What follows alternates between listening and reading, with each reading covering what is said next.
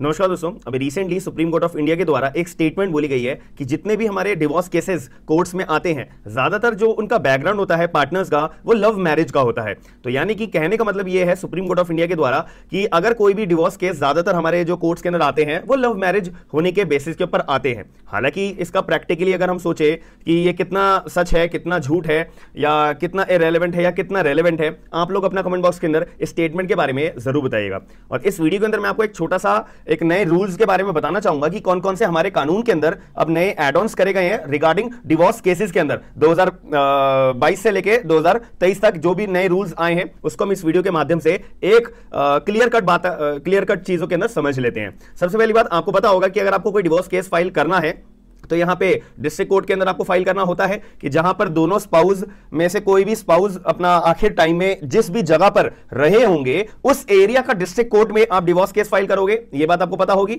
और यहां पे डिवोर्स केस फाइल करने के लिए आपके पास कोई एक पुख्ता सबूत होना चाहिए, एक ग्राउंड होना चाहिए। अब वो ग्राउंड मैंने आपको बता रखे हैं अपने प्रीवियस वीडियोस में भी, जैसे adultery, cruelty, desertion, conversion, mental disorder, venereal disease, irreversible breakdown theory. अब ये जो इर्रिवर्सिबल ब्रेकडाउन थ्योरी होती है इसके अंदर मैंने आपको अभी वीडियो भी बनाई थी। सुप्रीम कोर्ट ने अपने राकेश रमन वर्सेस कविता 2023 सुप्रीम कोर्ट के केस में एक सुप्रीम कोर्ट ने अपना क्लियर करा है कि भाई इर्रिवर्सिबल ब्रेकडाउन ऑफ मैरिज को भी हम as a ground of divorce मानते हैं क्रुएल्टी के अंदर, सेक्शन नंबर 13 क्लॉज 1 IA के अंदर। तो यहां पे सुप्रीम कोर्ट ने क्लैरिफाई करा था इस पर्टिकुलर केस के अंदर। इसके रिगार्डिंग मैं और भी आपको एक डिटेल बता दूंगा अभी वीडियो के फर्दर के अंदर।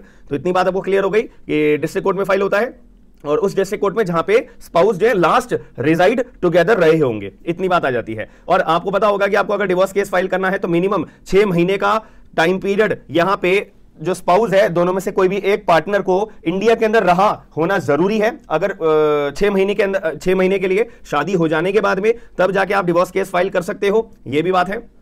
अब इसके अंदर जो है यहाँ पे जो है जब डिवोर्स ग्रांट करने के लिए जब जज साहब सुनते हैं तो यहाँ पे थोड़ा सा ना टाइम पीरियड दिया जाता है 6 महीने का, ताकि यार तुम जो आपस में स्पाउस हैं इनको डिवोर्स एकदम इनकी शादी ना टूटे, इनको एक अपॉर्चुनिटी दी जाती है कि भाई चलो तुम अलग अलग रह लो, अलग अलग रह के साथ देख लो भाई, तुम्हारा मियां बीवी का जो झगड़ा है वो सॉल्व हो जाता है तो बहुत बढ़िया बात है। ठीक है, इसमें कोर्ट भी खुश हो जाएगा कि इनका डिवोर्स नहीं होगा। और कोर्ट जो है ज्यादातर सजेस्ट करता है कि आपको अपना डिस्प्यूट को सेटलमेंट करना है ना यार, वो मेडिएशन के थ्रू करा लो। ठीक है, मेडिएशन के थ्रू कराओगे तो एक तो मामला जल्दी सॉल्व होगा और पार्टीज के अंदर जो अनबंध है वो आपस में एक रूम के अंदर अपने एक मेडिएटर को बीच में बिठा के दोनों अपने पक्ष के तौर पर अपनी बात रख सकेंगे, तो एक अच्छा तरीका रहेगा। अब इसके अंदर जो है एलिमोनी के इसके बारे में मुद्दे की बात करते हैं। अब मैं रूल्स के बारे में आपको बात बताना चाहूंगा जो अब 2023 के अंदर नए रूल्स एड ऑन हुए हैं डिवोर्स केसेस के लिए। सबसे पहली बात, एडल्ट्री का अगर हम ग्राउंड करें तो एडल्ट्री के बारे में आपको पता होगा, adultery is not a punishable offence.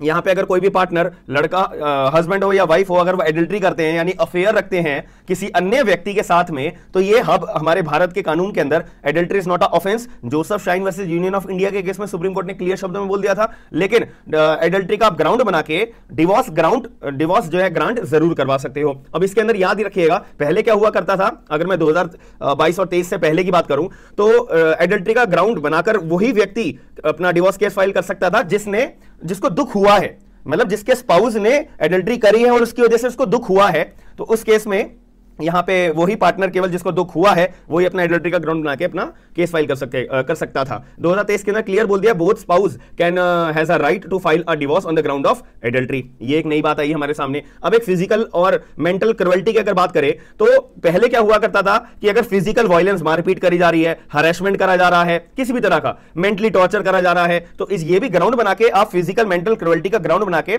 Divorce grant कर सकते थे। लेकिन अगर मैं 2000 और पहले क्या हुआ था, इनकी ना डेफिनेशन क्लियर कट कोई थी नहीं कि एक्चुअली फिजिकल वायलेंस हम किस चीज को बोलेंगे, कितने दायरे तक हम फिजिकल वायलेंस मानेंगे, हैरेसमेंट हम इसको बोलेंगे नहीं बोलेंगे, या फिर मेंटली टॉर्चर हम किसको बोलेंगे किसको नहीं बोलेंगे। कि अगर मान ले तो कोई सब्जी नहीं काट पा रहा, किसी को खाना बनाना नहीं आता, तो क्या ये ग्राउंड ऑफ डिवोर्स होगा, क्या ये मेंटल टॉर्चर होगा, क्या ये फिजिकल या मेंटली वायलेंस होगा या हैरेसमेंट होगा या नहीं होगा।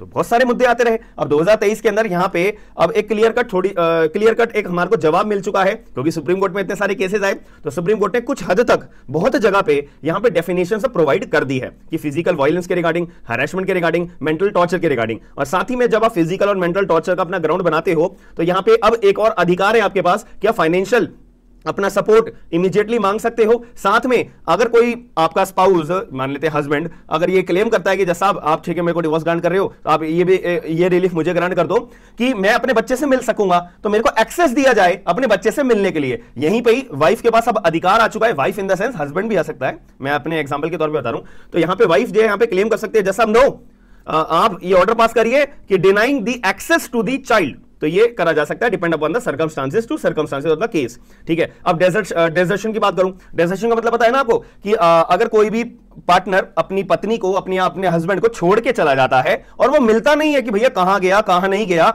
और डेजर्शन का मतलब एक ये भी हो जाता है कि मतलब एक घर में तो तुम साथ रह रहे हो, पति पत्नी के तौर पे साथ तो रह रहे हो, लेकिन जो तुम्हारे को अपने शादीशुदा जीवन चलाने के लिए जो ड्यूटीज निभानी पड़ती हैं, ऑब्लिगेशंस निभानी पड़ती हैं, वो तुम बिल्कुल भी नहीं अब निभा रहे हो। कि हस्बैंड जॉब पे जा रहा है, जॉब से घर आया, वाइफ ने बस खाना दिया, खाना खाया, बस अपना चलो भाई खत्म बात। फिर ऐसी जॉब पे गया और अपना आया, खाना खाया, बात खत्म। वाइफ भी अपना घर के अंदर जो, या फिर जॉब करती है वाइफ, अगर तो जॉब पे गई, दोनों हस्बैंड वाइफ अपना आए, खाना खाया, अपना घर, बात खत्म। तो अगर ऐसा भी है तो ये भी हमारा डेजर्शन माना जाता है। ठीक है, तो पहले डेजर्शन के लिए आपको जाना है, अगर डिवोर्स का ग्राउंड बनाने के लिए, तो 2 साल का आपको मिनिमम पीरियड आपको वेट करना पड़ता था कि डेजर्शन जो है आपका 2 सालों तक कंटिन्यूस रहना चाहिए। अब यहां पे अब 2023 की अगर मैं बात करूं तो उस डेजर्शन के टाइम पीरियड को 2 साल से घटा के 1 साल कर दिया गया है। याद रखिएगा कि 1 साल तक अगर आपका कंटिन्यूस डेजर्शन है, now you have a right to file a divorce case against your spouse partner. Okay, यहां पे आ जाती है। अब यहां पे कन्वर्जन की बात करें, कन्वर्जन का मतलब अगर आप हिंदू हो और आपका हस्बैंड हिंदू है और आप भी हिंदू हो, हस्बैंड ने कन्वर्ट कर लिया कोई क्रिश्चियन धर्म के अंदर, क्रिश्चियनिटी धर्म के अंदर अपने आप को कन्वर्ट कर लिया, तो अब ऐसे केस में वाइफ के पास जो है पहले ग्राउंड नहीं हुआ करता था कि मेरे हस्बैंड ने कन्वर्ट कर लिया दूसरे धर्म के अंदर, तो मैं अपने हस्बैंड से डिवोर्स चाहती हूं। तो पहले ऐसा कोई क्लियर कट ग्राउंड नहीं हुआ करता था। लेकिन अगर मैं अभी की बात करूं तो now you have a right.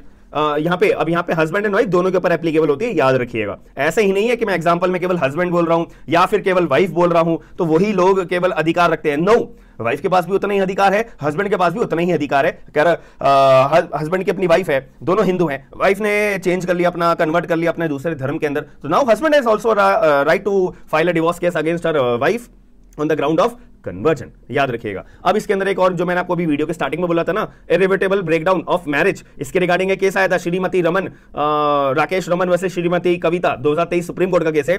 पहले इसको ग्राउंड एज अ डिवोर्स नहीं माना जाता था, लेकिन सुप्रीम कोर्ट ने अब इसको डिवोर्स का ग्राउंड अपना बना के क्लियर कट बोल दिया गया है। इसके रिगार्डिंग एक और केस है, अगर आप समझना चाहते हो, अगर आपका मन है तो I will show you one case. चलो मैं आपको डिस्क्रिप्शन बॉक्स के अंदर वो केस का नाम मेंशन कर दूंगा, हम इसको आगे मुद्दे की बात पे हम समझते हैं। अब इसके अंदर और आगे आते हैं। एक केस आया है हमारा कि आकांक्षा वर्सेस अनुपम माथुर केस है, हमारा सुप्रीम कोर्ट का केस है। यहां पे क्या होता था कि जब डिवोर्स अपना ग्रांट करने की बात हो रही है तो 6 महीने का एक पीरियड दिया जाता था डिवोर्स ग्रांट करने से पहले। तो यहां पे कोर्ट की इंटेंशन ये होती थी कि यार 2 मियां बीवी आए हैं, उनकी अगर हम एकदम डिवोर्स ग्रांट कर देंगे तो शादी टूट जाएगी। और कोर्ट का यहां पे एक रोल होता है कि वो शादी जिस हद तक हो सके शादी को टूटने से रोके, ये कोर्ट का रोल होता है। और यहां पे जो अब नया रूल एक आया है कि कोर्ट के पास अपनी एक डिस्क्रिशनरी पावर आ गई है।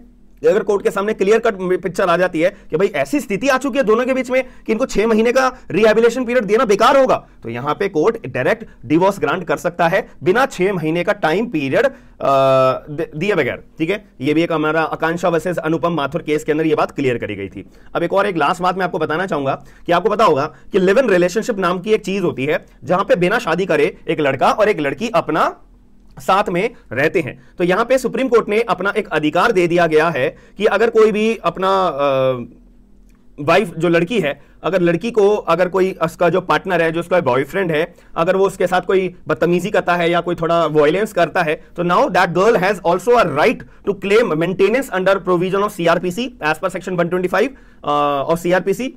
उस महिला के पास अधिकार होता है कि वो अपने पार्टनर से अपना मेंटेनेंस क्लेम कर सकती है। यहीं पे ही साथ में एक और उस लड़की के पास एक अधिकार होता है कि under domestic violence act she can also claim relief, कि मेरे को जो है इसके साथ अलग रहने का एक अलग मेरे को घर दिया जाए, या मेरे को जो है मारपीट ना करे, मेरे को मॉनेटरी टर्म्स में को बेनिफिट दिए जाए, जो मेरा लॉस हुआ है वो दिए जाए, XYZ बहुत तरह की रिलीफ होती है हमारी डोमेस्टिक वायलेंस एक्ट के अंदर। Now that living relationship girl has also a right to claim relief against that particular partner who is male. याद रखिएगा। अब इसके अंदर एक लास्ट बात मैं आपको बताना चाहूंगा। मान लेते हैं कि कोई एक क्रिश्चियन धर्म के लोग हैं और उनका एक अपना ट्राइब्यूनल बना हुआ है। अब वो जो कृष्ण एक हस्बैंड और वाइफ है, उनको डिवोर्स चाहिए, वो जाते हैं ट्राइब्यूनल के अंदर, और जो ट्राइब्यूनल है या कोई एक बोर्ड है वो उनको डिवोर्स ग्रांट कर देता है। और वो क्रिश्चियन है, बिल्कुल क्रिश्चियन ट्राइब्यूनल है, क्रिश्चियन बोर्ड है अपना, ठीक है, वो अपना पर्सनल लॉ के तहत वो डील करते हैं, वो डिवोर्स ग्रांट कर देता है। अब यहां पे क्वेश्चन आता है, क्या ये लोग दोनों हस्बैंड एंड वाइफ, अगर इनको कुछ कमी बेशी लगती है, कोई डिस्प्यूट अराइज होता है रिगार्डिंग द डिक्री और order pass by the tribunal, क्या ये अपना सिविल कोर्ट में जा सकते हैं? क्या सिविल कोर्ट की जुरिडिक्शन बार्ड होगी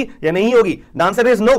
सिविल कोर्ट वो जा सकते हैं, सिविल कोर्ट की जुरिडिक्शन बार्ड नहीं होगी। यही बात एक केस के अंदर सुप्रीम कोर्ट ने बोली थी, Molly Joseph versus George Sebastian के केस के अंदर, जहां पे जो क्रिश्चियन थे उनका ट्राइब्यूनल में केस चल रहा था, ट्राइब्यूनल ने इनको डिसोल्यूशन ऑफ मैरिज की डिग्री पास कर दी थी, ऑर्डर पास कर दिया था। अब यहां पे क्वेश्चन राइज होता था कि क्या ये दोनों सिविल कोर्ट जा सकते हैं? द आंसर इज यस, जा सकते हैं। तो ये सारी बातें मैंने आपको बहुत ही ज्यादा क्रक्स के अंदर, कहीं पे जीवन में आपको ये चीजें नहीं मिलेंगी जितना क्रक्स में मैंने आपको चीजें बताई हैं, केस लॉ बताए हैं, पॉइंट टू पॉइंट चीजें बताई हैं। पूरी बुक छान मारना, पूरे यूट्यूब छान मारना या पूरा गूगल छान मारना आपको ये कहीं नहीं मिलेगा। तो जो बातें बताई हैं प्रायोरिटी बेसिस पे आप ये चीज समझिएगा। बाकी अगर आपका कोई भी इंफॉर्मेशन अच्छी लगती है तो वीडियो को लाइक करके चैनल को सब्सक्राइब जरूर करिएगा, और अपना पॉइंट ऑफ व्यू जो मैंने आपसे पूछा है point two point comment box के अंदर जरूर बताइएगा। मिलते हैं नेक्स्ट वीडियो के अंदर। थैंक यू, धन्यवाद।